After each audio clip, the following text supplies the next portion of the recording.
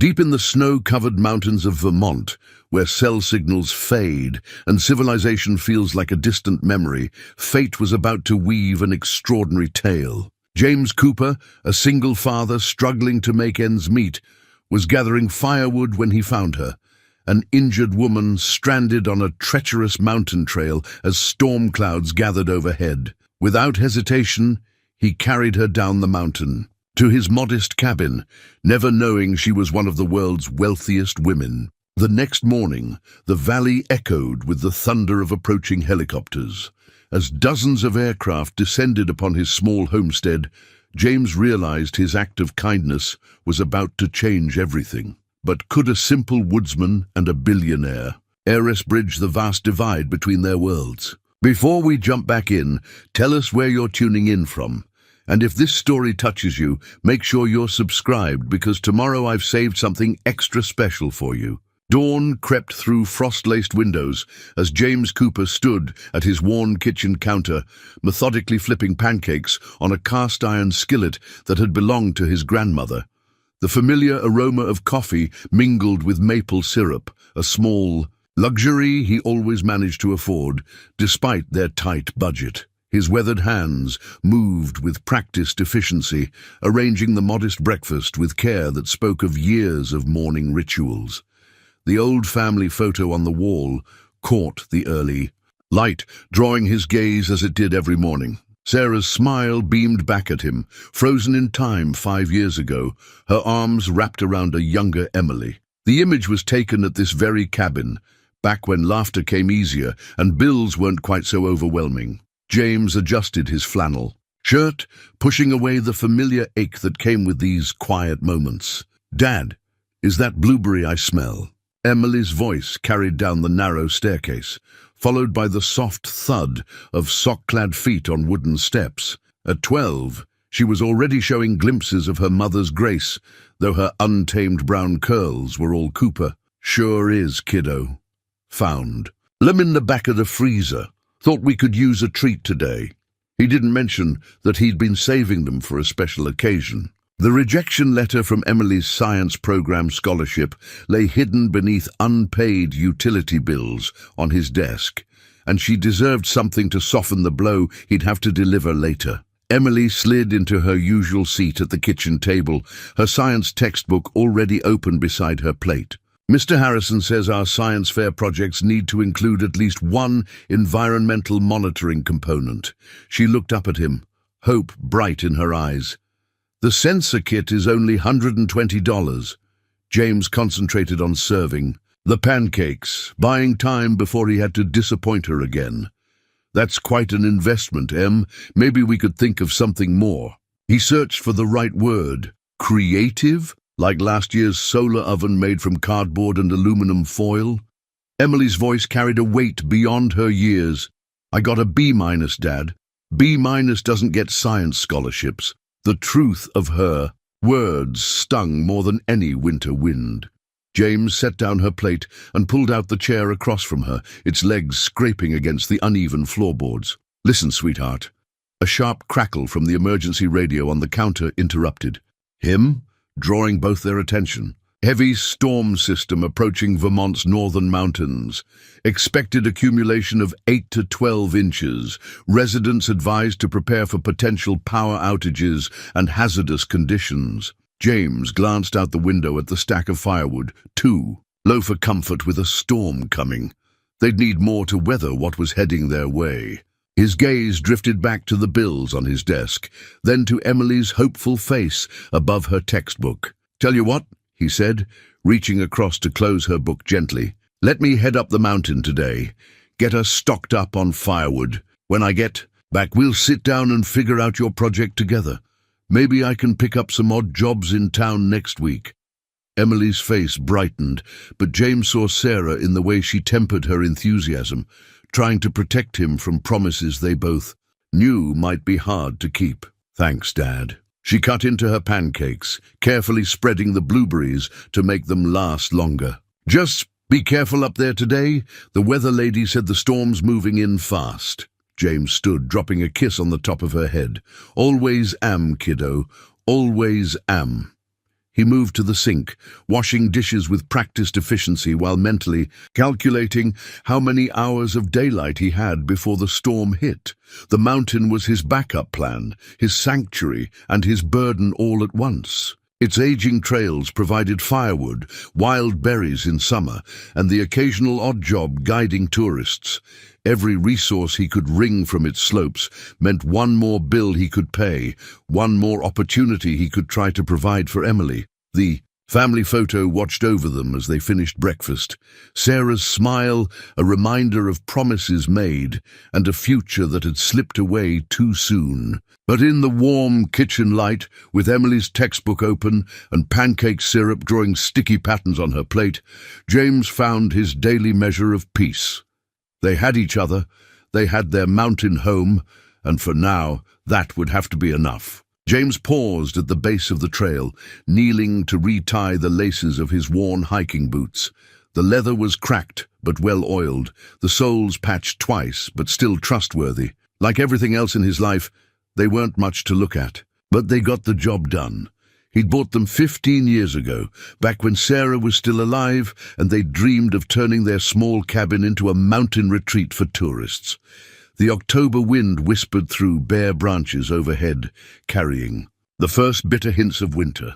James shouldered his empty pack and gripped the handle of his axe, its familiar weight an extension of his arm after so many years. The mountain had been his provider and confidant since Sarah's passing, offering both solitude and sustenance. When the world below became too heavy to bear, "Keep an eye on the sky," he muttered to himself, a habit born from countless solo trips. The storm front was moving faster than predicted, dark clouds gathering above the distant peaks like wool, being pulled over steel. He had maybe 3 hours before the weather turned ugly, 4 if luck was with him. The trails switched back and forth across the mountainside, each turn as familiar to him as the lines on his palms. James moved with the efficient pace of someone who knew every root and loose stone, his boots finding secure purchase even on treacherous sections. Different seasons of his life were marked along this path. There was the lightning-struck oak where he'd proposed to Sarah, the rocky outcrop where he'd first taught Emily to identify bird calls, the hidden grove where he sometimes stopped to talk to his wife's memory. Today, he passed these landmarks with barely a glance, focused on reaching the stands of dry wood he'd spotted last week. The temperature was dropping steadily, and the wind carried the first scattered snowflakes. They melted against his weathered jacket, but he knew their kind, scouts for the army of winter bearing down on the mountain. A sound caught his attention, perhaps a branch breaking under the weight of early ice or something larger moving through. The underbrush. James paused, years of mountain experience making him instinctively wary. Bears should be settling into hibernation by now, but hunger could keep them foraging longer than usual. He was about to move on when he noticed the tracks. In a patch of early morning frost, they weren't the familiar prints of local wildlife or the heavy boots of other woodsmen. These were different, narrower, with a distinctive pattern he'd never seen on these trails before. Tourist boots, maybe, though it was well past the season. "For hikers! Hello?" he called out, voice carrying across the slope. The wind answered with another flurry of snowflakes. The tracks led off the main trail, following a dangerous route toward the upper ridges. James frowned, studying the direction. Nobody who knew these mountains would take that path with a storm approaching. The ridge was exposed, with treacherous drops hidden by thick brush. Even in good weather, it was a foolish route. He glanced at his watch, then at the darkening sky. The sensible choice was clear. Follow his original plan, gather the wood they needed, and get back to Emily before the storm hit. The ridge wasn't his problem. Probably just some traces from earlier in the week, before the weather turned. But Sarah's voice whispered in his memory, "The mountain provides for those who respect it and protects through those who know it." It was one of her favorite sayings, part of her belief that their cabin's location was no accident, that they were meant to be guardians of this small piece of wilderness. James adjusted his pack, boots crunching in the fresh dusting of snow as he turned toward the ridge. "Just a quick check," he promised the empty air. 10 minutes to make sure nobody's up there." The path grew steeper, his boots searching for purchase on increasingly icy rocks. Wind cut through his layers now, carrying the metallic taste of approaching snow. The tracks continued, growing fresher. Whoever made them had passed this way recently within the last hour or two. Then he heard it, distinct this time, carrying under the wind's howl. A cry for help, barely audible but unmistakably human. James broke into a careful run, boots gripping the treacherous ground as he rounded the ridge's shoulder. The sight that greeted him stopped him cold, 30 feet ahead, half hidden by scraggly brush. A woman lay crumpled against an outcropping of rock. Her clothes were expensive, but completely unsuited for the mountain. No wonder she'd fallen. Even from this distance, he could see she was conscious but in pain. One leg bent at an awkward angle beneath her. The first heavy snowflakes began to fall as their eyes met across the distance. In that moment, with the storm building and the mountain growing more dangerous by the minute, James couldn't know that this encounter would change not just his life, but Emily's future and the fate of the mountain itself. All he knew was that someone needed help, and on this mountain, that was all that mattered. James approached carefully, mindful of the treacherous ground that had already claimed one victim. The woman watched him with a mixture of relief and wariness, her composure remarkable, despite what must have been considerable pain. Snow was starting to dust her dark hair, and her pale fingers pressed against the rock face as if it were the only solid thing in her world. "I'm James Cooper," he said, keeping his voice steady and calm. "I live down the mountain. Are you hurt badly?" "Catherine," she replied, her accent suggesting expensive schools and boardrooms rather than mountain trails. "And yes, I believe my leg is broken." She spoke with the controlled precision of someone used to managing crisis, though the slight tremor in her voice betrayed her fear. As James knelt beside her, his eye caught the glint of something expensive on her wrist, a designer watch, its face cracked from the fall. The brand alone probably cost more than his truck. She noticed his glance and self-consciously tugged her sleeve over it. "Can you tell me what happened?" he asked, already assessing the best way to move her. The snow was falling faster now, the wind driving it nearly horizontal. She hesitated, choosing her words carefully. "I needed some time to think." The trail looked manageable from below. A flash of frustration crossed her face. "Clearly, I was wrong." James nodded, not pressing for more. Everyone came to the mountain with their secrets, some to find them, others to lose them. Right now, the only relevant fact was getting her to safety before the storm trapped them both. "I'm going to check your leg," he said, setting down his pack. "Then we need to move. This storm's going to be bad, and we're too exposed up here." Catherine nodded, biting her lip as he gently examined her injury. The break seemed clean, but her ankle was already swelling inside her impractical hiking shoe, the kind sold more for fashion than function. The temperature was dropping rapidly, and her clothes, while obviously expensive, offered little protection against mountain weather. "How far?" she asked, her composure cracking slightly as another gust of wind buffeted them. "My cabin's about 2 miles down," James replied, shrugging off his jacket. "Here, put this on. Your clothes aren't made for this weather." She started to protest, but another icy blast changed her mind. As he helped her into his jacket, she winced, and something fell from her pocket, a small leather wallet. It landed open, and James caught a glimpse of what looked like diplomatic credentials before Catherine quickly retrieved it, her movements sharp despite her injury. "Ms. Catherine," he said carefully, "I don't need to know who you are or why you're here, but I do need to know if anyone's going to be looking for you. This storm's going to ground any rescue helicopters, and the trail will be impassable by nightfall." She met his gaze, something shifting in her expression, perhaps recognition of the simple truth in his words. "No," she said finally. "No one knows I'm here.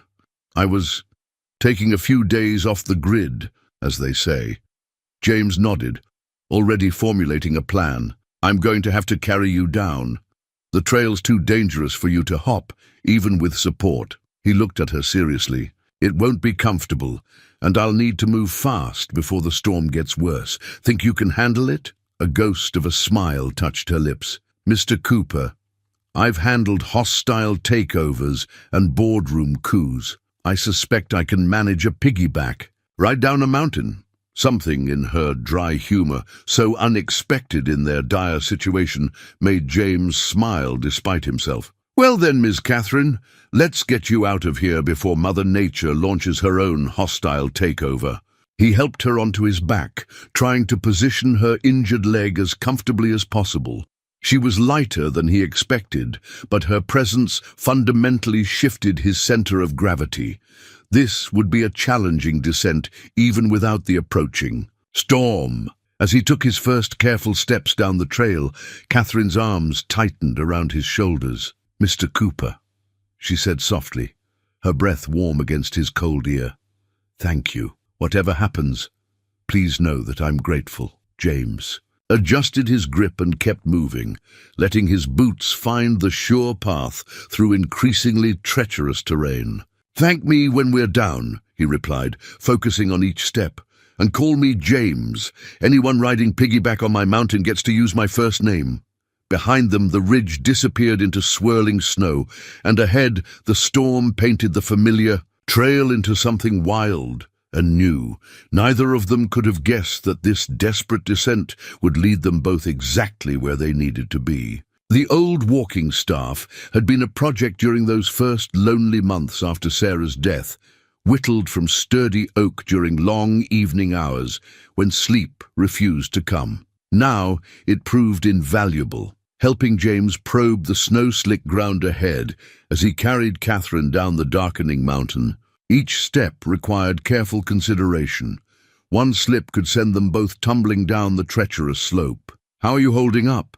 he asked, voice raised against the wind's growing howl. The storm was intensifying faster than he'd anticipated, thick snowflakes cutting visibility to mere yards ahead. "I'm fine," Catherine answered, but he felt her shiver against his back. "Though I'm beginning to appreciate why mountain rescue teams train for years." James adjusted his grip, using the staff to steady them as they negotiated a particularly steep section. "Most rescue teams don't have to deal with fashion boots and broken designer watches," he said, trying to keep her engaged and distracted. "From the pain, touché." Her laugh was barely a breath against his ear. "I suppose I wasn't exactly prepared for this particular board meeting." A strong gust nearly knocked them sideways. James drove the staff deep into the ground, anchoring them until the wind passed.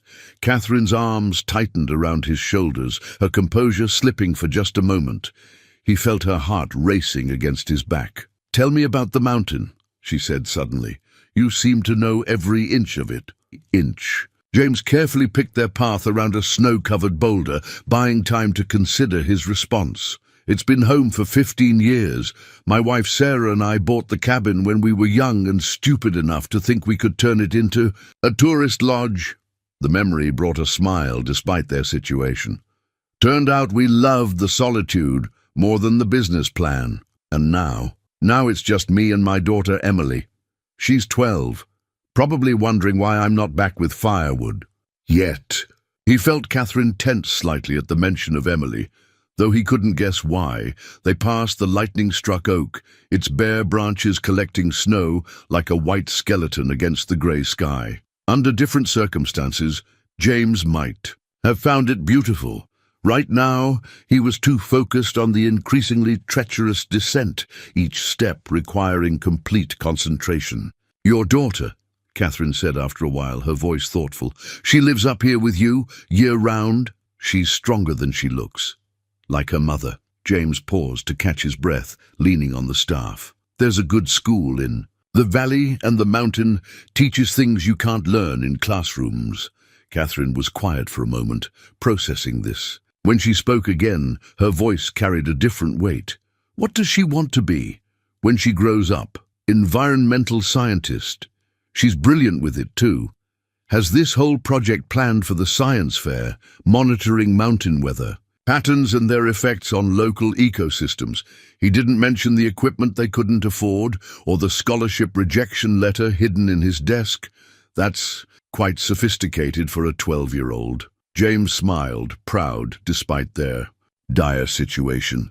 That's Emily, always reaching higher than anyone expects. He shifted Catherine's weight carefully, trying to give her injured leg more support. Speaking of reaching higher, we're about to hit the steepest part of the descent. Need you to hold on tight. The next section of trail was barely visible through the swirling snow, but James knew it by heart. He planted the staff firmly with each step, using it to test the ground before committing their weight. Catherine remained silent, but he could sense her studying their surroundings with keen attention, as if memorizing every detail. Halfway down the steep section, James heard the ominous crack of a branch breaking under heavy snow somewhere above them. His muscles tensed, instincts honed by years on the mountain's screaming danger. "Hold on," he warned, just as the first small avalanche of snow and debris came sliding down the slope toward them. In one fluid motion, he swung them behind a large boulder, using the staff to brace against the rock face as loose snow cascaded past.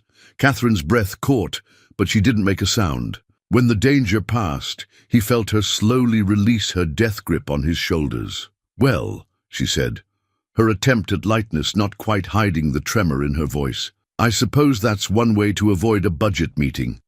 James couldn't help but chuckle as he checked that their path was clear. "Miss Catherine, I have a feeling you're the type who never avoids meetings. You just find more interesting ways to hold them." Her answering laugh carried a warmth that seemed to push back against the storm's chill. For a moment, suspended between danger and safety, something shifted in the space between them, something neither was ready to name, but both felt with unexpected clarity. The cabin's warm lights pierced the gathering storm like a lighthouse beacon. James felt Catherine stir against his back as they emerged from the tree line, her first glimpse of his humble home, drawing a soft exhale. The structure wasn't much, weathered, logs and a tin roof that needed patching, but right now it represented salvation from the mountain's fury. "Dad?" Emily's voice carried from the front porch, followed by the screen door's familiar creak. "Dad, is that—" She stopped short, eyes widening at the sight of the stranger on her father's back.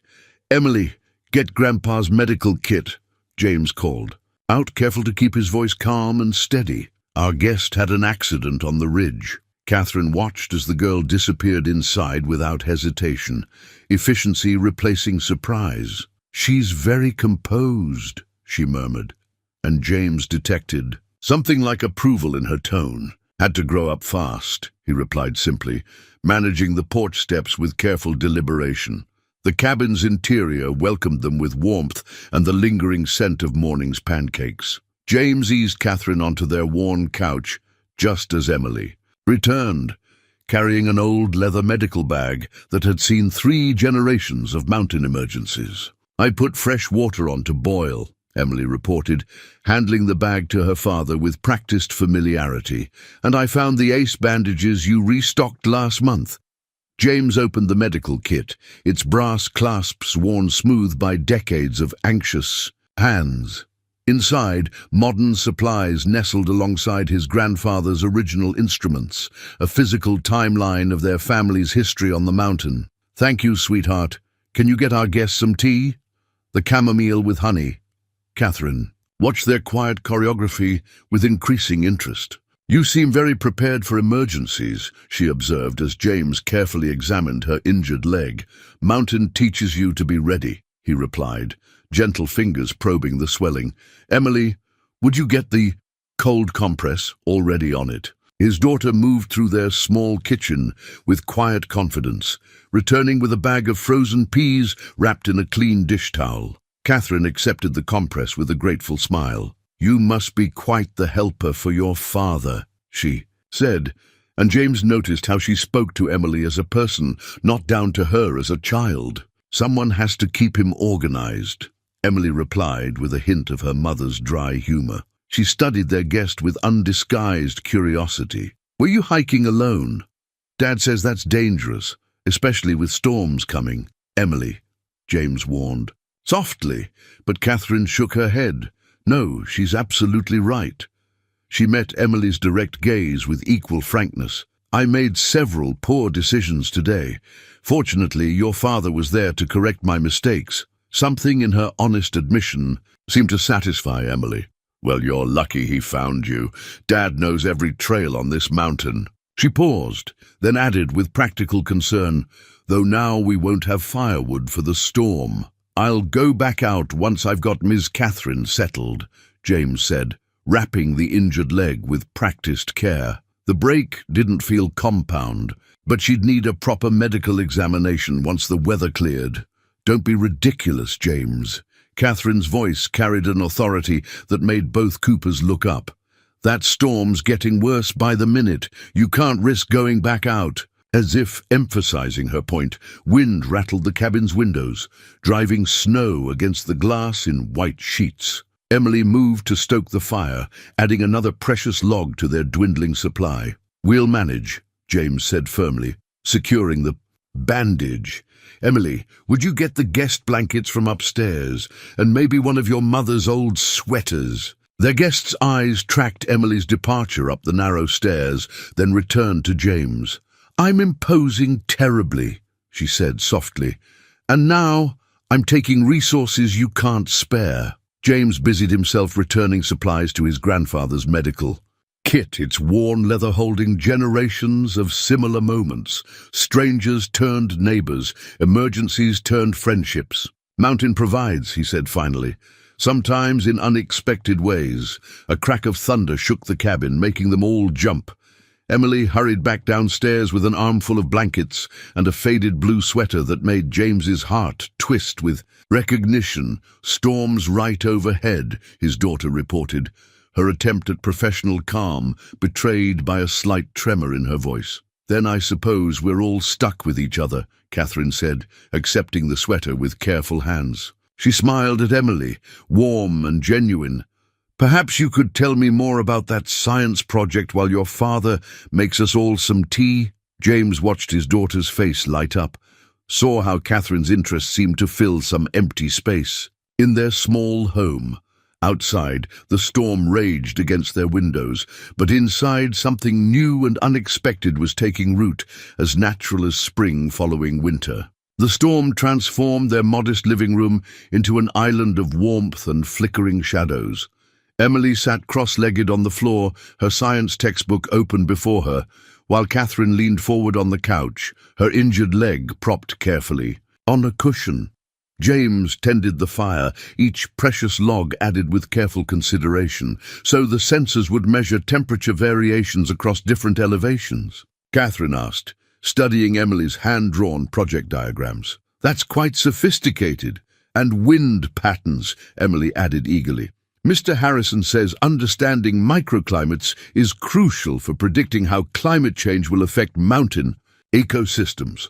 She turned a page in her worn textbook, revealing margins filled with neat annotations. See? Like how these upper slopes might respond differently than the valley. James watched the interaction from his position by the fireplace, noting how Catherine paid genuine attention to every detail Emily shared. There was no condescension in her questions, no adult pretense of interest. She engaged with his daughters. Ideas as if they were having a professional consultation. Have you considered adding precipitation measurements to your data set? Catherine asked, reaching for her tea with her good leg still immobilized. It could provide valuable correlation points. The full sensor kit includes a rain gauge, Emily said, then caught herself glancing guiltily at her father. But we're going to find creative alternatives. Catherine's eyes met James's over Emily's head, something unspoken passing between them. Before either could speak, a particularly violent gust rattled the windows, making them all jump. Maybe we should check the weather report, Emily suggested, reaching for the emergency radio. Static filled the room, broken by fragments of the forecast. Heaviest October storm in decades. Remain indoors. Power outages reported across. Sounds like we'll be keeping each other company for a while. Catherine observed, adjusting Sarah's old sweater around her shoulders. Perhaps you could tell me more about your mountain. I admit I'm curious about people who choose this life. James added another log to the fire, buying time to consider his response. It's not for everyone, he said finally. Winters are hard. Summers are short and the mountain demands respect year-round. But it's beautiful, Emily interjected, closing her textbook. Dad, tell her about the spring wildflowers and the elk that come down to the meadow when the snow melts. You make it sound magical, Catherine said softly. It is, in its way. James settled into his chair, memories washing over him. Sarah, Emily's mother, used to say the mountain has its own heartbeat. You either learn to live with its rhythms or you leave. And you chose to stay, even after. Catherine left the question unfinished, but her tone carried genuine curiosity rather than pity. The mountain was home, he said simply. It gave Emily and me something solid to hold on to when everything else. He trailed off, surprised by his own openness with this stranger. Thunder crashed overhead, and Emily unconsciously moved closer to the fire, to them. Catherine reached out, her manicured fingers gentle on the girl's shoulder. Thank you for sharing. You're home with me tonight, she said. Both of you. I know I'm imposing on your supplies. Dad says the mountain provides, Emily replied with 12-year-old certainty. Even if it's not always what we expect. James caught Catherine's slight smile at his daughter's words, saw something soft and almost wistful cross her face. For a moment, the sophisticated businesswoman fell away, revealing someone who perhaps understood more about unexpected provisions than they knew. Your daughter is very wise, James, she said, her voice carrying a weight he couldn't quite interpret. You've given her something precious here, despite, or perhaps because of, the challenges. The fire popped, sending sparks up the chimney, and in that moment the storm outside felt more like a cocoon than a threat. Emily opened her textbook, again pointing out another diagram to Catherine, their heads bent together in the warm light. James watched them, struck by how natural it felt, this temporary family formed by circumstance and storm. None of them could have guessed that this night, with its borrowed sweaters and shared tea and quiet conversations, would become a turning point in all their lives, that sometimes the mountain's greatest gifts came disguised as misfortune, wrapped in storm clouds and chance encounters. Dawn broke over the mountain in shades of pristine white, the storm having painted their world into something new and clean. James stood at the kitchen window, coffee in hand, watching the sun spark diamonds off fresh snow. Behind him, Emily slept curled in her favorite armchair, while Catherine dozed fitfully on the couch, her injured leg propped where he'd last checked it during the night. The sudden, distinctive thrum of approaching helicopters shattered the morning peace. Catherine's eyes snapped open, resignation and something like regret crossing her face. They found me, she said quietly, careful not to wake Emily. I had hoped for a little more time. Before James could respond, the sound multiplied. Not one helicopter, but several, their synchronized approach echoing off the mountain walls. He moved to the window, coffee forgotten in his hand. 5 sleek black helicopters were descending toward the clear space near his cabin, their downdraft, sending snow swirling in elegant spirals. Catherine, he said slowly, turning back to her. Who exactly are you? She met his gaze steadily, but before she could answer, Emily stirred and sat up, rubbing her eyes. Dad? What's that noise? Her gaze fell on the old magazine that had slipped from beneath her science textbook during the night, and her eyes went wide. Oh my God! James picked up the magazine. There, on its glossy cover, was Catherine, elegant in a business suit, standing before a gleaming corporate headquarters. The headline read, Catherine Morrison, the billion-dollar mountain queen takes environmental innovation to new heights. The Morrison Foundation. Emily breathed, suddenly fully awake. You're Catherine Morrison. You funded the new environmental research center at my school. She turned to her father. Dad, she's like one of the most powerful women in sustainable technology. Catherine watched them both, her composed mask slipping just enough to reveal genuine concern about their reaction. "I needed some time away," she said softly. "The board was pushing for decisions I wasn't ready to make. So I came to the mountains to think." A rueful smile touched her lips. "Though I admit, breaking my leg wasn't part of the plan." The helicopters landed in a precise formation, and figures in dark suits began emerging. James watched as his humble clearing filled with what had to be private security personnel, their movements practiced and efficient. "Ms. Morrison," a sharp voice cut through the morning air. "Thank God you're safe." A man in an impeccable suit was striding toward the cabin, his relief at finding her warring, with obvious disapproval of her unauthorized adventure. "That would be Marcus, my chief of security," Catherine said, with a slight eye roll. "He's probably aged 10 years since I disappeared." She started to rise, wincing as she put weight on her injured leg. James moved instinctively to help her, but one of the security team was already there, professional concern radiating from every pore. "Ms. Morrison, we have a medical team standing by." "Thank you, David," she said, her tone shifting subtly to something more formal, more befitting her station. But when she looked at James and Emily, that warmth from last night returned. "I don't know how to thank you both."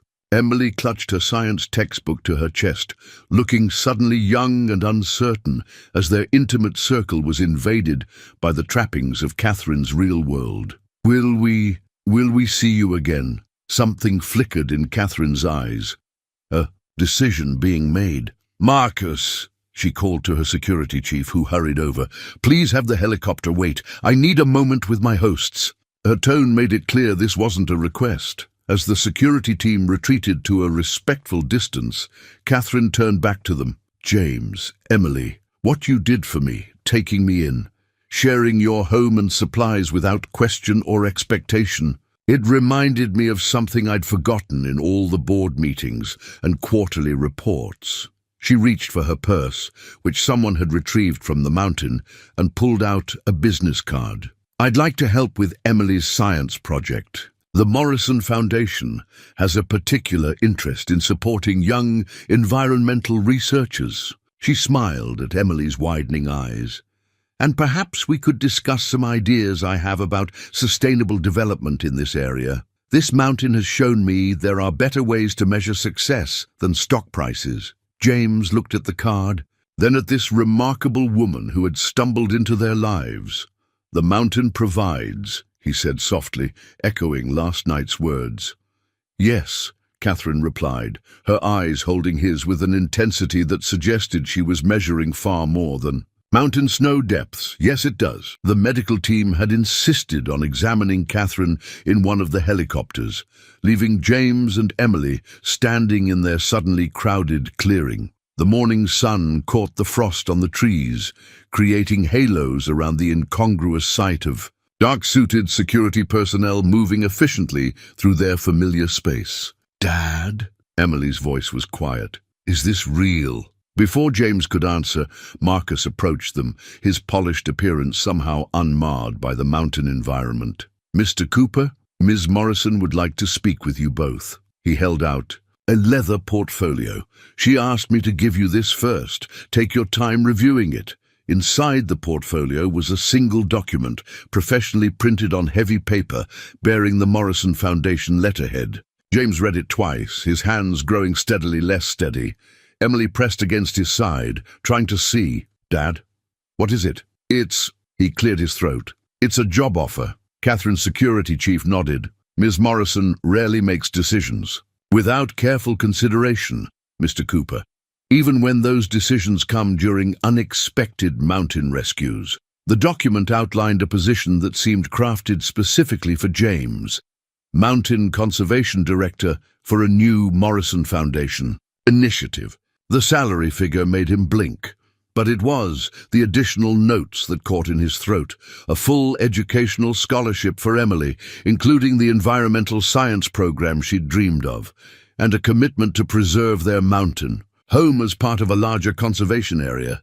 "She's waiting to discuss the details," Marcus said quietly, "and He hesitated, something almost human crossing his professional mask. If I may speak freely, I haven't seen her this certain about anything in years. The helicopter's medical bay was warm, smelling of antiseptic and leather. Catherine sat propped up, her leg properly splinted now, looking somehow both more and less imposing in the morning light. The business suit someone had brought her hung over a nearby chair, but she still wore Sarah's old sweater. "Before you say anything," she began as they entered, "I want to be clear. This isn't charity or impulse. I've been looking for someone to head our new conservation initiative for months. Someone who understands that mountains aren't just resources to be managed, but living systems to be protected." She smiled at Emily. "And someone who's raising the next generation of environmental scientists." James held up the contract. "This is overwhelming. Good ideas often are at first." Catherine's voice was gentle but firm. "James, do you know what most impressed me last night?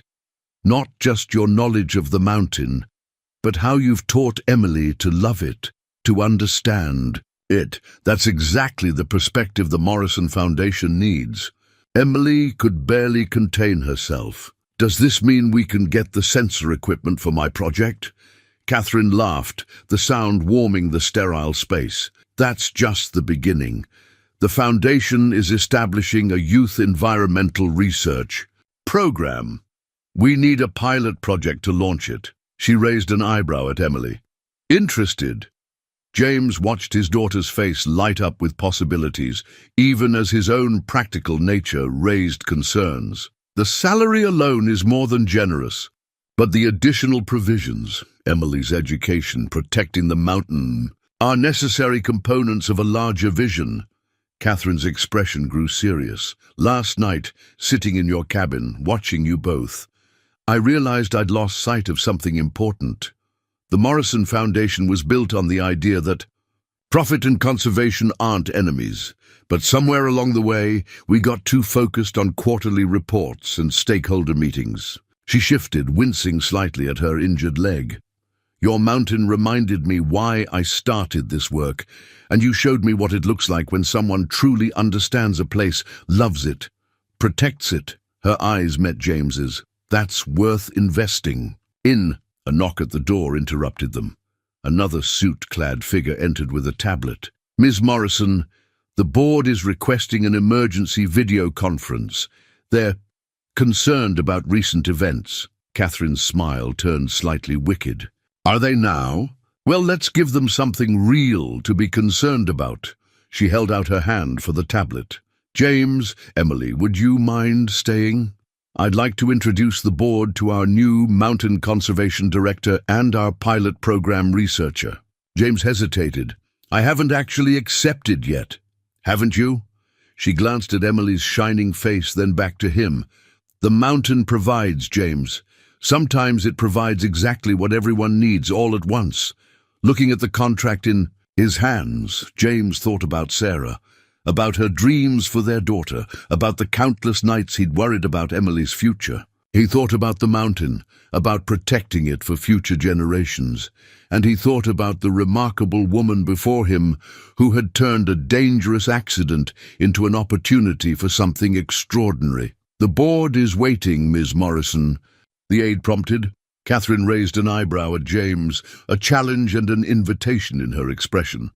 "Well, Mr. Cooper, ready to help me shake up some corporate expectations?" Emily slipped her hand into his, and James felt the future shift, bright with possibility. "I suppose," he said, smiling, "someone needs to teach your board members proper mountain protocol." The new house keys lay gleaming on the kitchen counter of their cabin, catching the late October sunlight. James stood before them, coffee cooling in his hand, while through the window he could see the construction crews carefully installing state-of-the-art weather monitoring equipment across the clearing. 2 weeks had passed since Catherine's helicopter departure, and their world was transforming with careful, measured steps. "Dad!" Emily burst through the door, her cheeks flushed with excitement.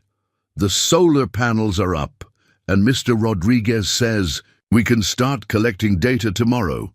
She dropped her backpack, now filled with the environmental monitoring equipment she'd once only dreamed of. "Oh, and Catherine's car just turned onto our road." James smiled at his daughter's casual use of their benefactor's first name. Catherine had insisted on it, though Emily still occasionally slipped into calling her Ms. Morrison during official Foundation video calls.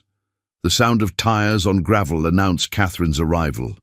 She'd refused to be helicoptered in for this visit, instead driving herself up the mountain road in a sensible SUV.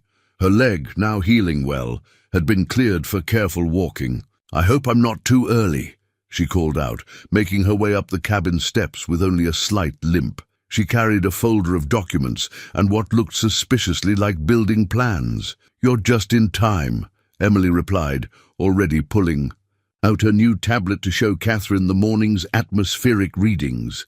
"Look at these barometric pressure variations." Catherine settled at their kitchen table as if she'd been visiting for years, her designer clothes somehow not out of place among the cabin's rustic furnishings. "Fascinating pattern. Have you correlated it with the historical data yet?" James set a cup of coffee before her. She'd mentioned during their first night how much she missed simple coffee, untainted by boardroom politics, and settled into his own chair. "I thought this was supposed to be a housing consultation, not a science review."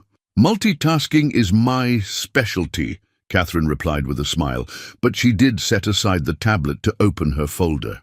"Besides, your daughter's research is already providing valuable insights for the Foundation's conservation models." She spread out the building plans, and James felt his breath catch. The drawings showed their cabin, but thoughtfully expanded. A new wing for Emily's research equipment, solar panels integrated seamlessly into the existing roofline, and modern amenities that would make winter storms more manageable, all while preserving the essential character of their mountain home. "You're not just giving us a new house in the valley," he said slowly, understanding dawning. Catherine's eyes met his, warm with appreciation for his insight. "You belong here, both of you. The mountain is part of who you are." She traced the plans with one elegant finger. "Besides, what kind of mountain conservation director would you be if you abandoned your mountain?" Emily leaned over the plans, her scientific focus momentarily forgotten. "We get to stay, really stay." With some upgrades, Catherine nodded. "The Foundation needs a proper research station up here, and you need a functional home. I see no reason why they can't be the same thing." James studied the plans more carefully, noting how each addition served both practical and professional purposes. "This is incredibly thoughtful." "I had a good teacher," Catherine replied softly. "Someone showed me recently that true strength isn't about imposing change, but about nurturing what already works." A comfortable silence fell, broken only by Emily's excited murmurs as she discovered each new feature in the plans. Outside, the construction crew worked with careful respect for the mountain environment, as insisted upon in James's first official act as conservation director. "The board's quarterly review is next week," Catherine said finally, her tone casual, but her eyes intent. "I'd like you both there. Emily can present her initial findings, and James—" She smiled. "Well, I think it's time the board saw what real environmental stewardship looks like." James fingered the new keys, feeling their weight. Not just metal, but responsibility, opportunity, and something else he wasn't quite ready to name. "You're really shaking things up, aren't you?" "We are," she corrected, her hand covering his for just a moment. "All of us." She turned to Emily with practiced smoothness. "Now, tell me more about those barometric readings. I have some ideas about expanding the monitoring network across the whole ridge." As Emily launched into an enthusiastic explanation, James watched them together. The powerful business leader and his brilliant daughter, both alight with shared purpose. The new keys caught the sunlight again, and he realized they represented not just change, but expansion. Their home was growing, not just in size but in heart, making room for new possibilities none of them had imagined that stormy night 2 weeks ago. The November sun cast long shadows across the newly tilled soil behind the cabin, where Catherine knelt in designer jeans that had long since surrendered to mountain dirt. She held up an antique hand trowel, examining its worn wooden handle with curious fingers. Sarah's, James explained, accepting the tool. She always said gardening was like making promises to the future. He ran his thumb over the smooth wood, worn by years of his wife's touch. These were her favorite tools. And now they're helping build Emily's research garden, Catherine observed softly. Sarah would have loved that. They worked in comfortable silence, preparing the plots where Emily would grow native species as part of her expanding environmental study. The construction crew had finished the cabin's renovations last week, but Catherine still found reasons to drive up the mountain most days, trading her corporate offices for hours of surprisingly satisfying manual labor. "Dad, Catherine!" Emily's voice carried from the new research wing. "The science fair judges just posted the results." They exchanged glances, Catherine's hands stilling on the garden rake. "Should we?" "Oh yes," James smiled, offering her a hand up. "We definitely should." Inside, Emily practically vibrated with excitement as she pulled up the school website on her tablet. "First place," she announced, her voice a mix of triumph and disbelief. They said the mountain weather pattern analysis was graduate-level work and an impressive contribution to climate science. "Of course it was," Catherine said, not bothering to hide her pride. She had ditched her gardening gloves, but hadn't noticed the smudge of dirt on her cheek. James found himself fighting an urge to brush it away. "Your methodology was impeccable. The Morrison Foundation's Environmental Science Scholarship Committee will be very interested in this," she continued, watching Emily's eyes grow wider. "In fact, I wouldn't be surprised if several universities started paying attention to our young researcher here." James leaned against the doorframe, observing the scene. Catherine had soil on her expensive jeans and joy in her eyes, looking more alive than she had in any of her magazine covers.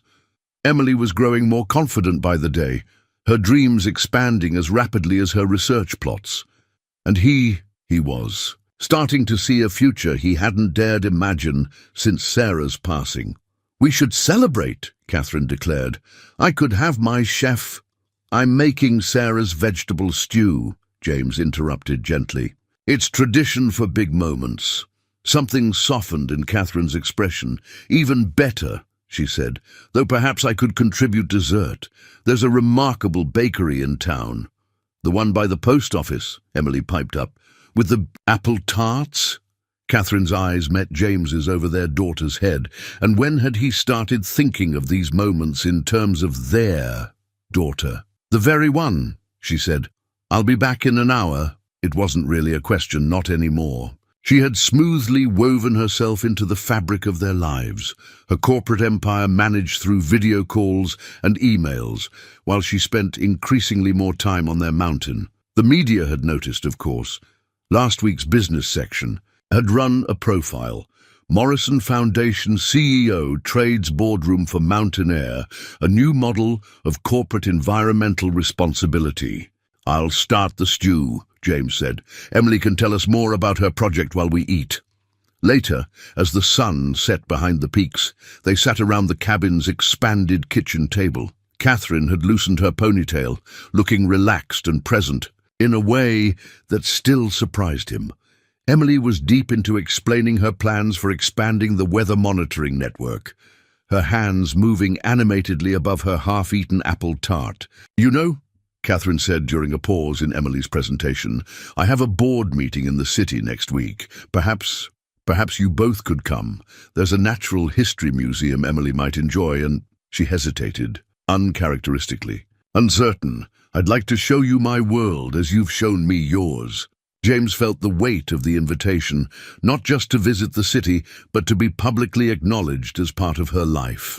Emily looked between them, suddenly quiet, aware that something significant was happening. "I think," he said carefully, watching Catherine's face, "that would be perfect." Outside, the garden tools rested against the cabin wall, Sarah's old trowel among them. Tomorrow, they would use them to plant Emily's research plots, literally putting down roots in this new life they were building together. Some tools, James reflected, watching Catherine's smile bloom, were meant to be passed down, meant to help grow new dreams in well-loved soil. The stack of newspapers on Catherine's desk told their story in bold headlines. Morrison CEO's Mountain Romance, Billionaire's Fairy Tale, From Rescue to Romance, Morrison Foundation Board Questions, CEO's Personal Investment in Conservation Project. The latest, from that morning's financial section, was perhaps the most pointed. Shareholders concerned. Has Catherine Morrison lost her edge? James set his coffee down beside the papers, watching Catherine pace her penthouse office with barely contained energy.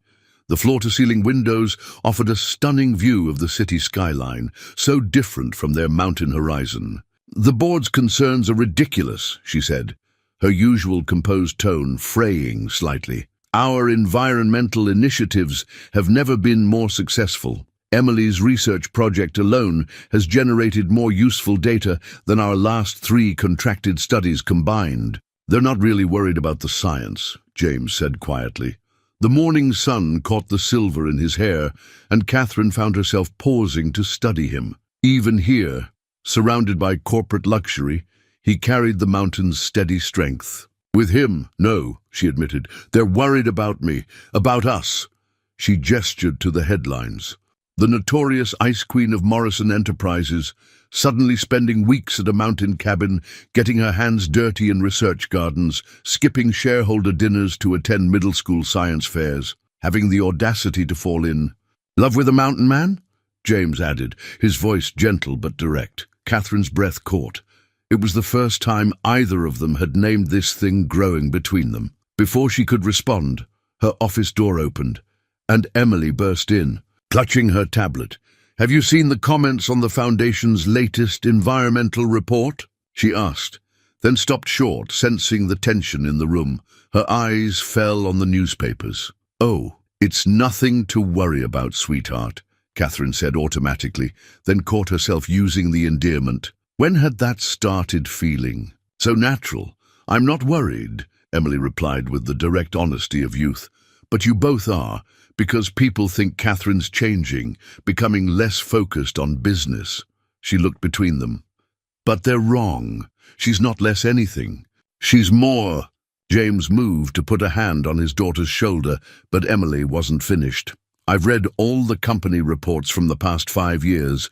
The Foundation's environmental impact metrics are up 40% since Catherine started working with us. The new conservation initiatives are generating positive press, and 3 major universities have requested partnerships based on our mountain research station model." Catherine stared at the girl who had somehow become so much more than just a scholarship recipient. "You've been studying the company reports?" Emily lifted her chin. "Someone at the science fair said you were just playing conservation because of Dad. I wanted to prove them wrong. With data. That's my girl," James said softly, and Catherine heard the pride in his voice.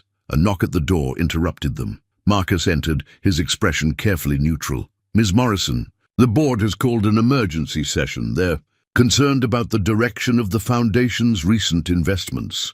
Catherine straightened, CEO mask sliding into place, but James stepped forward. "We'll come with you." "James," she started to protest, but he shook his head. "Emily's right. The data supports everything you're doing, but maybe the board needs to see more than data. Maybe they need to see that strength can look different than they expect." Emily clutched her tablet. "I have all the charts ready, and the university partnership proposals." Catherine looked at them both. The man who had carried her down a mountain, and the girl who had charted her company's rising success, and felt something shift inside her. The headlines caught her eye again, but now they seemed less threatening, more like a challenge to be met. "Marcus," she said, "decision made. Please inform the board that I'll be bringing our mountain conservation director and our lead youth researcher to the meeting." Her lips curved in a smile that would have been familiar to anyone who had ever seen her close a major deal. It's time they understood exactly what the Morrison Foundation's future looks like. As they rode the elevator down to the boardroom, Catherine felt James's hand find hers, while Emily reviewed her presentations one last time. The girl had somehow managed to inherit both James's quiet strength and Catherine's business instincts, creating something entirely new and wonderful. "Ready?" James asked softly. Catherine squeezed his hand, thinking of mountain storms and garden tools and second chances. "With you both?" "Always." The old cabin keys felt heavier in Catherine's hand than the sleek fob to her penthouse ever had. Standing on the cabin's porch in the crisp December air, she watched James unlock the door with the same set of keys he'd used that stormy night 2 months ago. So much had changed since then, yet this place remained steadfast, an anchor in the storm of public opinion and corporate politics. The board meeting had been intense. Emily's presentation of their environmental data had been flawless, but the shareholders' concerns ran deeper than numbers could address. "It's not about the foundation's success," one board member had said afterward. "It's about recognizing Catherine Morrison." She hadn't been sure whether he meant recognizing her authority or recognizing who she was becoming. "Penny, for your thoughts?" James's voice drew her back to the present as they stepped inside. The cabin welcomed them with familiar scents, pine, wood smoke, and something uniquely home. "Just thinking about definitions," she replied, running, her hand along the smooth wooden counter they'd installed during the renovation, old and new, merged with careful thought. "Like her life these days. Who I was. Who I'm becoming." Emily had already disappeared into her research wing, eager to check on her ongoing experiments. The sound of her excited voice carrying through the cabin as she recorded new observations brought a smile to Catherine's face. "Having second thoughts?" James asked quietly, stoking the fireplace to life. Catherine turned to study him. This man, who had literally carried her down a mountain and somehow carried her heart along with him. "About us?" "No." She moved to help him with the kindling, her designer boots long since traded for practical mountain wear. "About how to make them understand?" "Maybe." The fire caught, casting warming light through the cabin. Outside, the first snow of December was starting to fall, fat flakes drifting past windows that now held triple-pane glass but still framed the same magnificent view. "They see it as a fairy tale," she continued, settling onto the couch they'd picked out together. "The billionaire and the mountain man. They're waiting for the spell to break, for me to come to my senses and return to being the Catherine Morrison. They knew." James sat beside her, close enough to share warmth. "And what does Catherine Morrison want?" The question hung in the air, simple but profound. Through the doorway, they could hear Emily explaining something about barometric pressure to her research log, her voice confident and happy. "I want this," Catherine said finally, gesturing to encompass the cabin, the mountain, their small family unit that had formed so naturally. "The Foundation's environmental work has never been more meaningful. We're making real change, not just talking about it in boardrooms." She turned to face him fully. "But more than that, I want evening fires and garden dirt under my nails and science fair presentations and you, both of you." James reached out, tucking a strand of hair behind her ear, with a gentleness that still surprised her. "You know, Sarah used to say something about the mountain, that it strips away everything unnecessary until you're left with what's real." "Smart woman," Catherine murmured. "She would have liked you," he said softly. "Your strength, your heart, the way you encourage Emily's dreams." Catherine felt tears threatening. She, who hadn't cried in a corporate boardroom in 20 years. "I'm not trying to replace her." "No," James agreed. "You're building something new, something that honors what was while creating what can be." He smiled. "Rather like what you did with the cabin." The parallel struck her, and Catherine found herself laughing softly. "Is that what I should tell the board? That I'm not demolishing the old Morrison Foundation, just renovating it? Making room for growth while preserving its heart?" "Tell them whatever you want," James said, drawing her closer. "But know that you don't have to choose between worlds. You can be Catherine Morrison, corporate leader and environmental innovator, and also be Catherine who gets dirt under her nails and helps with science projects and falls asleep by mountain fires. Emily's voice drifted in again, now excitedly, calling out about some new data pattern she'd discovered. The snow fell thicker outside, promising to paint their world white by morning. Catherine fingered the old cabin keys in her pocket, thinking about locks and doors and the choices that open them. The board meets again next week, she said thoughtfully. I think it's time to show them something. Would you both come back to the city with me? James raised an eyebrow. Another presentation? No. Catherine smiled, a plan forming. Something better. I want to show them this, all of this. We'll host the meeting here. Let them see what real conservation looks like, what genuine corporate responsibility can be. Her smile widened. Let them try to call it a fairy tale when they're standing in the middle of it. James's laugh rumbled deep in his chest. Catherine Morrison, I do believe you're about to shake up the corporate world again. No, she corrected, leaning into him as the fire crackled and their daughter's voice carried through their shared home. We are. Catherine stood at the cabin's window, absently turning the ring on her finger, a Morrison family heirloom passed down through generations of business titans. Outside, a line of luxury SUVs wound up the mountain road, carrying board members who had never ventured beyond their Manhattan boardrooms. The morning sun caught the ring's sapphire, casting blue reflections that reminded her of the mountain sky. They're here, Emily announced, emerging from her research wing wearing her best sweater and an air of determined professionalism. The girl had spent hours preparing her presentation stations, each one showcasing different aspects of their environmental monitoring network. James appeared from the kitchen, carrying a tray of coffee service that managed to look both elegant and authentically mountain-appropriate. Ready? He asked Catherine softly. She touched the ring again, thinking of her grandfather, who had built Morrison Enterprises from nothing, of her father, who had expanded it globally, and of herself, the Ice Queen CEO, who had found her heart. On a mountainside. Yes, she said. Very ready. The board members entered in a rush of expensive coats and barely concealed skepticism. Catherine watched them take in the cabin's interior, the seamless blend of rustic charm and cutting edge. Research equipment, the wall of environmental data displays, the sweeping mountain views through triple-pane windows. Catherine, Marcus Reynolds, the head of the board, stepped forward. This is unexpected. His eyes caught on James and Emily, understanding dawning. Ah, your mountain family, my partners, Catherine corrected firmly. James Cooper, our Mountain Conservation Director, and Emily Cooper, head of our Youth Research Initiative. She gestured to the cabin around them. And this is the future of the Morrison Foundation. It's certainly rustic, another board member observed, attempting to hide her grimace as she sat on the custom-made couch.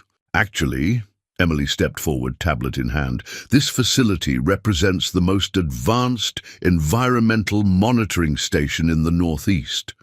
Would you like to see our data collection network? Before anyone could respond, she launched into her presentation, leading the group through displays of weather patterns, ecosystem changes, and conservation metrics. Catherine watched the board members' expressions shift from polite attention to genuine interest as Emily's expertise became apparent. These readings, one of them interrupted, leaning closer to a screen, they show a 40% more accurate prediction rate than our contracted services. 47%, Emily corrected confidently, and that's just with our initial sensor network. Once we expand to the North Ridge— Expand? Marcus cut in, turning to Catherine. You're planning further investment in this experiment? Catherine felt James step closer, his quiet strength supporting her as she faced down her board. She touched her family ring once more, then squared her shoulders. The Morrison Foundation was built on innovation, she said, her voice carrying the authority that had made her one of the most powerful CEOs in the country. My grandfather didn't become successful by following old paths. He saw opportunities others missed. She gestured to the data displays. This is our opportunity. Not just environmental monitoring, but a whole new model of corporate responsibility through your personal connection. Marcus's tone made the question a challenge. Through understanding that real change requires both head and heart, Catherine replied. She reached for James's hand, no longer hiding what they meant to each other. Yes, I found something personal here, but I also found what the foundation had been missing, genuine connection to the environments we claim to protect. Emily stepped forward, still holding her tablet. Would you like to see the university partnership proposals? We have 7 major institutions requesting to replicate our research model. The board members exchanged glances. Catherine recognized the look. They were calculating profit margins and publicity potential, weighing risk against reward. Perhaps, she said quietly, but with steel in her voice, we should take a walk. Let me show you what we're really protecting here. As they filed out onto the winter-touched mountain trails, Catherine felt James squeeze her hand. She looked down at her. Family ring, thinking how its blue stone matched the December sky above their mountain home. You know, she whispered to him, my grandfather proposed to my grandmother on a piece of wild land everyone told him was worthless. He built our company's first headquarters there. James smiled, understanding. Are you saying business vision runs in the family?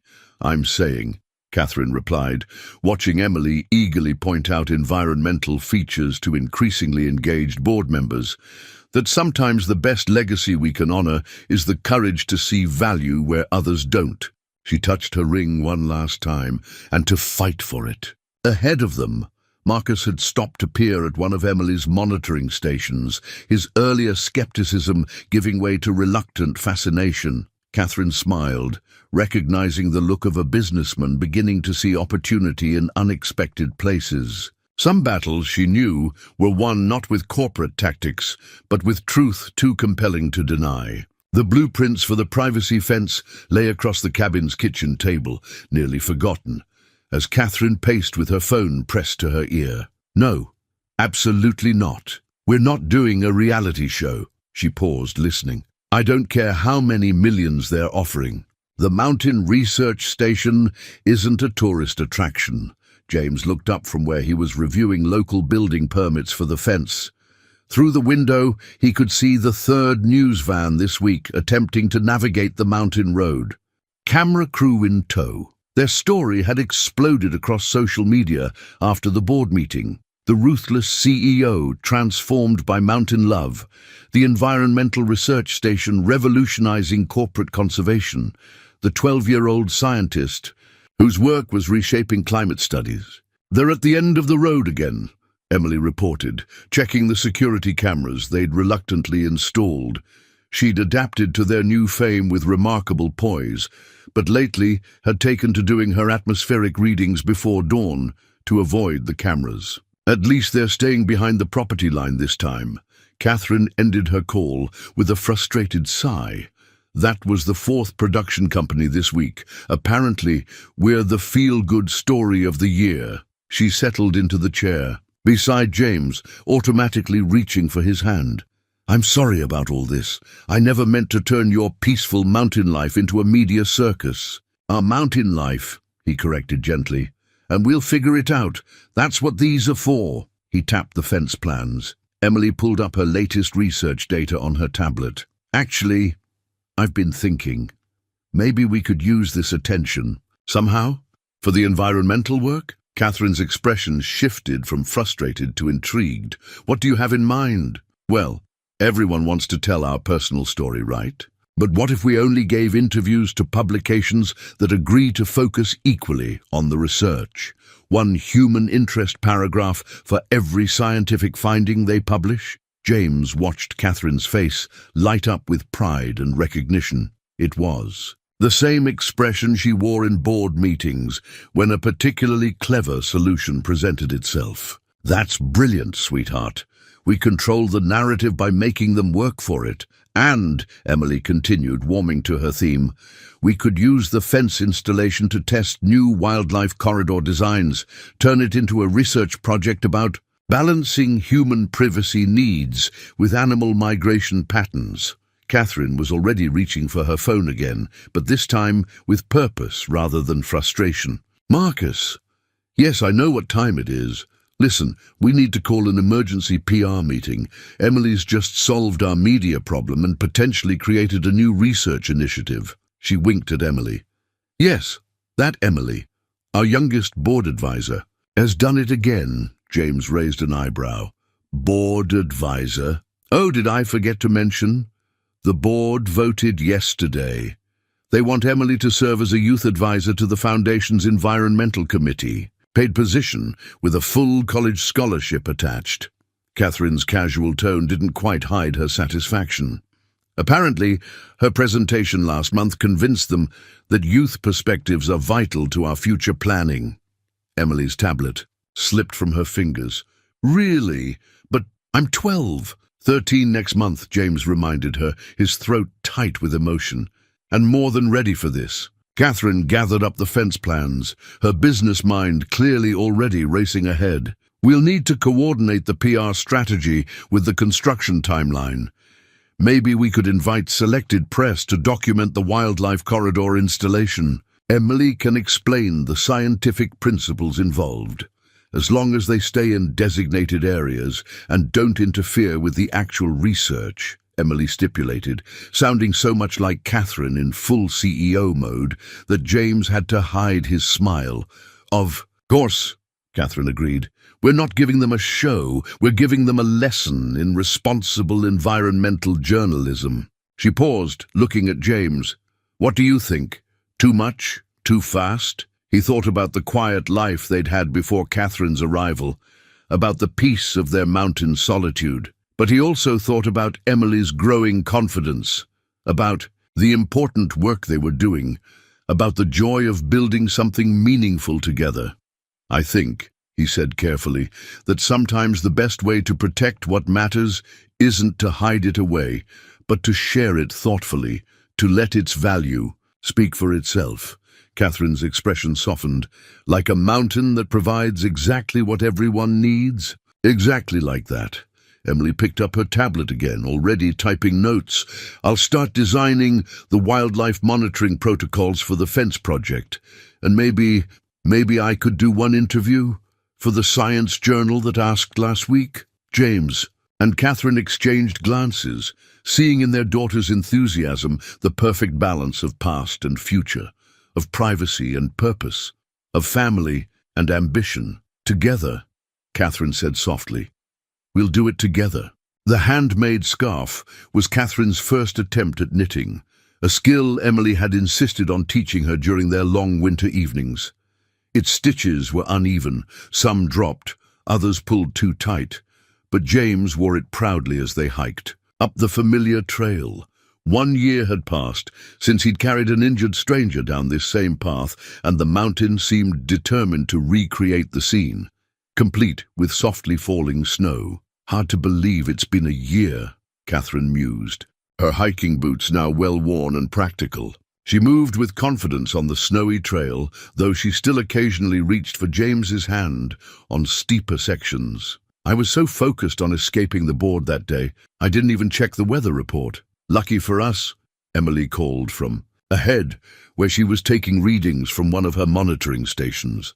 The equipment gleamed against the winter landscape, a testament to how much had changed. Otherwise, Dad would never have found you.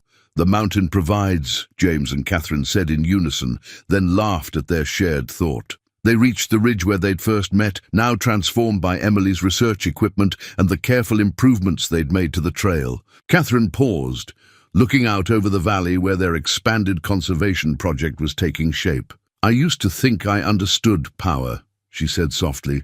Corner offices, board votes, market shares. But standing here again, she squeezed James's hand. This is real power, protecting this, preserving it for the future.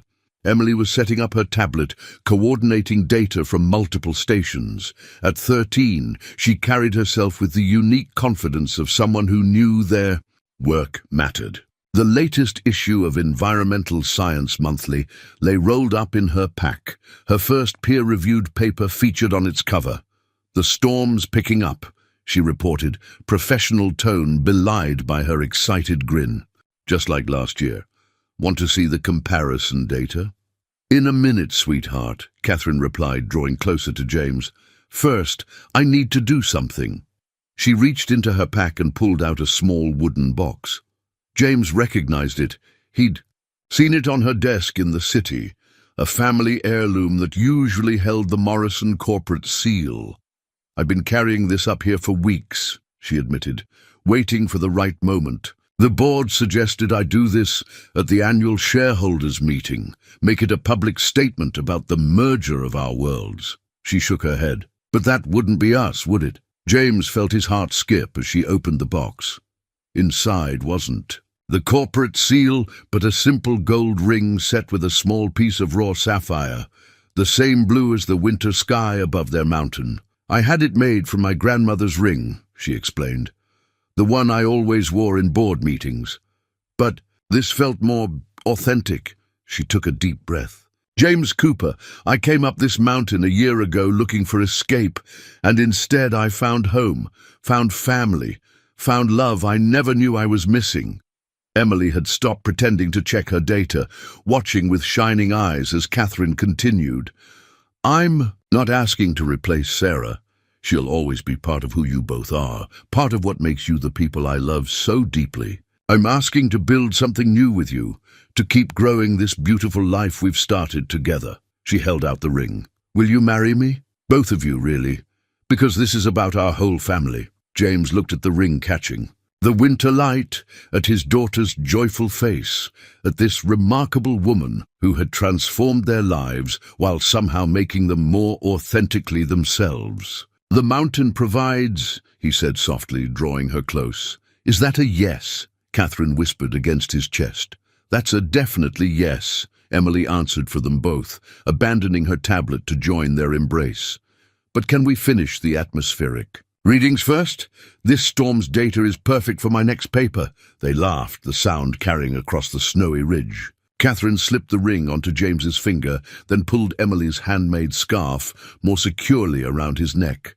"Practical and romantic," she declared, "just like us." Together, they gathered Emily's readings as the snow fell gently around them. The storm was softer than the one a year ago, less desperate, more like a benediction.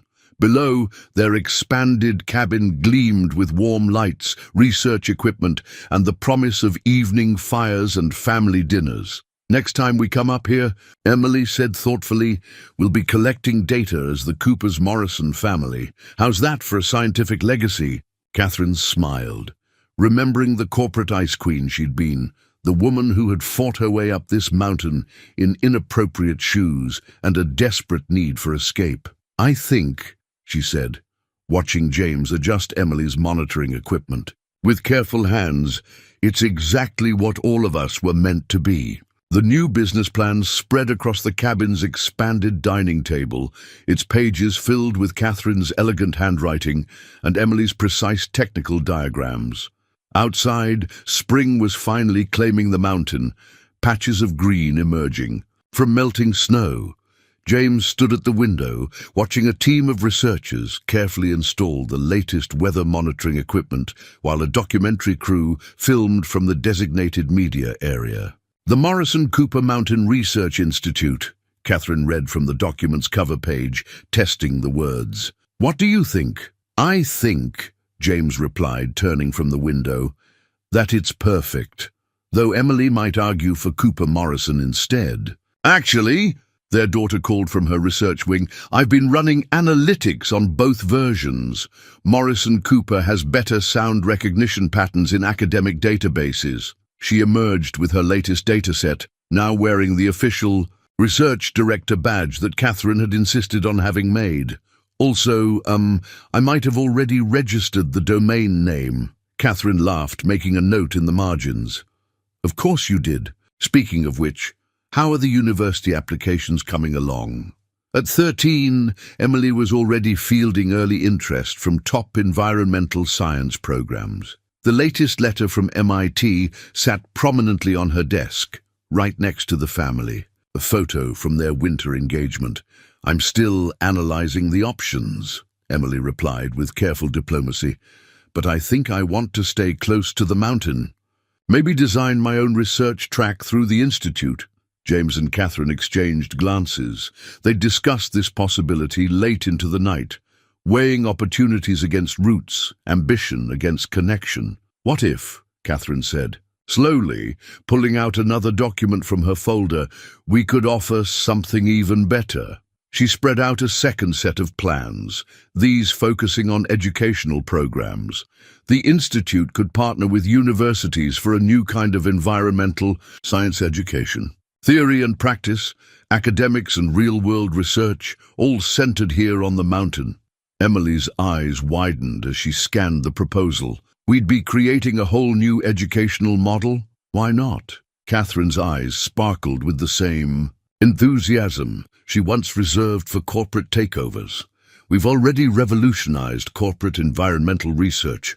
The board's not just supportive now, they're enthusiastic. Our methods are being adopted across the industry. And the mountain provides," James added softly, watching his daughter and his fiancée dream together. "Though I'm not sure Sarah and I ever imagined quite this scale when we bought this cabin." Catherine reached for his hand, her engagement ring catching the spring light. "She gave you both strong roots here. Now you're helping those roots grow into something extraordinary." She turned back to the plans.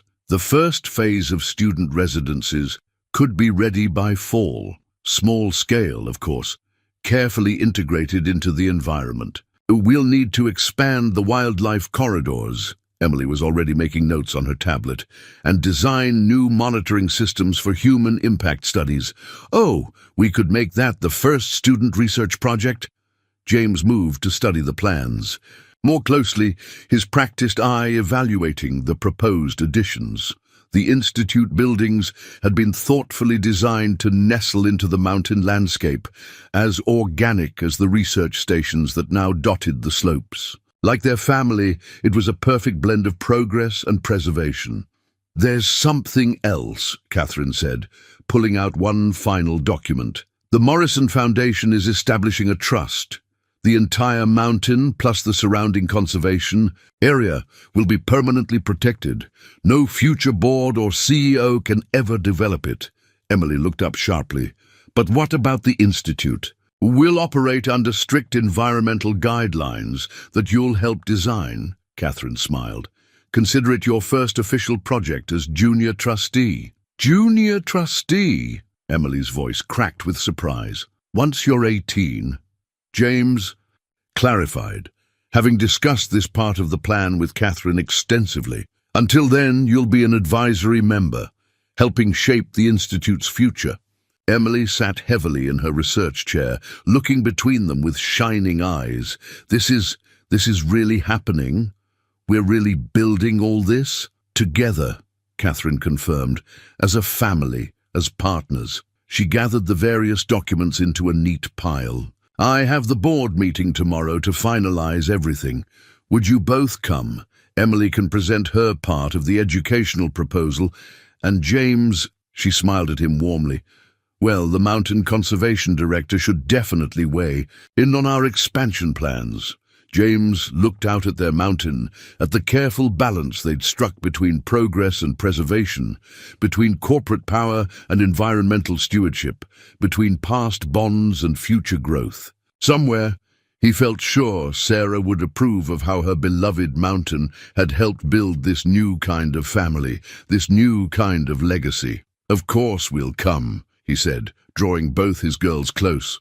"After all, someone needs to remind the board about proper mountain protocol." Emily laughed, already pulling up presentation designs on her tablet. "Don't worry, I've prepared a whole section on sustainable corporate practices in mountain environments, with historical data comparisons and everything." Catherine's eyes met James's over their daughter's head. Ready to revolutionize environmental education, Mr. Cooper? With you too? He smiled, thinking of storm rescues and science projects and love found on snow-covered trails. Always. The morning of the wedding dawned clear and crisp, autumn painting the mountain in brilliant golds and reds. James stood in the cabin's living room, adjusting his tie while looking at the two framed photographs on the mantel. The first was old, Sarah, holding a toddler Emily, both laughing in the mountain sunshine. The second was new, taken just yesterday. The three of them at the Institute's opening ceremony, Emily proudly cutting the ribbon, while Catherine and James beamed beside her. "Dad," Emily's voice carried from upstairs. "Catherine needs help with her something borrowed." He climbed the stairs to find his fiancée sitting at Emily's desk, wearing a simple white dress that managed to look both elegant and perfectly suited to a mountain wedding. In her hands was Sarah's old garden trowel, its wooden handle smooth with years of use. "Emily thought," Catherine said softly, "we might incorporate it into the bouquet, if you think it's appropriate." James felt his throat tighten. At 14, their daughter had grown into someone who understood the delicate balance between honoring the past and embracing the future. "It's perfect," he managed. The ceremony would be small, held in the clearing where he'd first carried Catherine down. The mountain, now that space was transformed, not just by the discreet research equipment that Emily insisted remained active even during the wedding, but by rows of chairs for their intimate gathering of family, board members, and the students of their newly opened institute. The latest atmospheric readings suggest 0% chance of snow, Emily reported, checking her tablet while somehow simultaneously helping Catherine with her hair. "Unlike your first meeting," she grinned, "though I have all the equipment ready to document it if any unexpected weather patterns develop." "Our daughter, the scientist," Catherine laughed, but her eyes were proud. "Speaking of science," Emily continued, "MIT called again about the joint research program. They're excited about combining traditional university education with our hands-on Mountain Institute model. They're calling it the Morrison-Cooper method now." James watched Catherine's face soften. They'd all come so far from that stormy night. The corporate CEO who'd found her heart, the struggling single dad who'd found new love, and the young girl whose dreams had grown as vast as the mountain itself. The sound of arriving cars drifted up from below. Through the window, they could see Marcus directing the seating arrangements with the same efficiency he once used for board meetings. The documentary crew that had been following their story was setting up in their designated area, though today they'd agreed to film only the public portions of the ceremony. "Ready?" James asked softly. Catherine stood, taking his hand while reaching for Emily with the other. "You know, when I hiked up this mountain that day, running from corporate pressures and board expectations, I thought I was looking for escape. Instead," she squeezed their hands, "I found my way home." Emily picked up her tablet with her free hand. "The sensors are recording everything," she assured them. "Temperature, wind patterns, atmospheric pressure, the whole meteorological history of your wedding day." "For science?" Catherine asked, amused. "For memory," Emily replied, "and maybe a little for science." They descended the stairs together, passing the newly installed educational displays that lined the cabin's walls, each one telling part of their mountain's story. Outside, autumn sunlight played through the changing leaves, and the air held that particular crispness that James had always loved about mountain mornings.